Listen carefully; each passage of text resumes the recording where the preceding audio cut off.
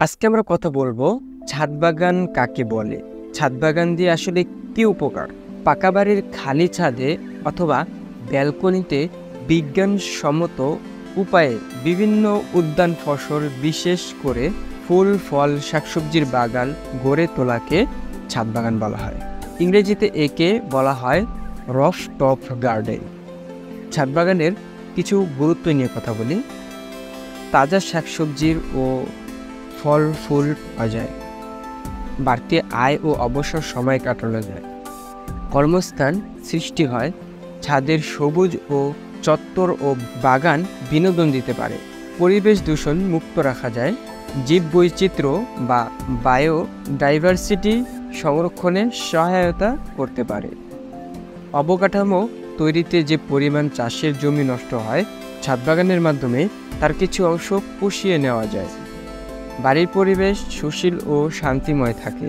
ছাদে বাগান করার সময় যেসব বিষয় খেয়াল রাখা দরকার, এমন ছাদে বাগান করা উচিত যা গাছপালার ভার সহ্য করতে পারে ও দ্রুত ছাদ থেকে পানি নিষ্কাশন হয়ে যেতে পারে। অপেক্ষাকৃত বড় গাছপালা ছাদের বিম বা কলামের কাছাকাছি স্থান বরাবর স্থাপন করতে হবে।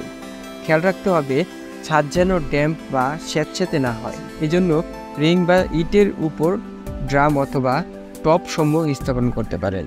এছাড়াও আপনারা চাইলে যে জায়গায় আপনারা গাছ রাখবেন তার নিচে আমাদের এই কেমিক্যালটা ব্যবহার করতে পারেন।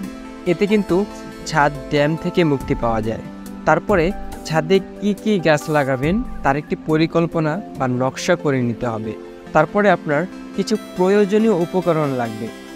একটি খালি খোলা ছাদ, হাফ ড্রাম সিমেন্ট, মাটির টব, স্টিল বা প্লাস্টিকের ট্রে। আপনারা এগুলো যে ব্যবহার করবেন, ড্রাম, মাটির টব, এগুলো ব্যবহারে অনেক অসুবিধা আছে। আপনারা চাইলে আমাদের এই জিও ব্যাগ ব্যবহার করতে পারেন।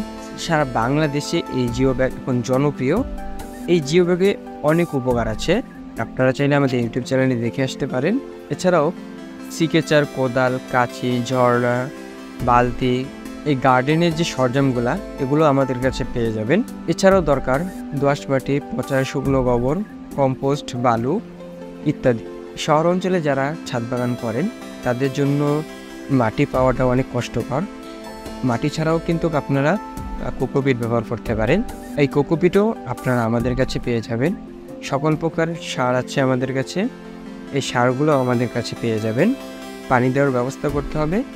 গাছের চারা, কলম বা বীজ থেকেও আপনারা গাছ উৎপাদন করতে পারেন। তো এরকম আরও সকল বিষয়ে তথ্য পেতে আমাদের চ্যানেলটি সাবস্ক্রাইব করে পাশে থাকুন। ধন্যবাদ।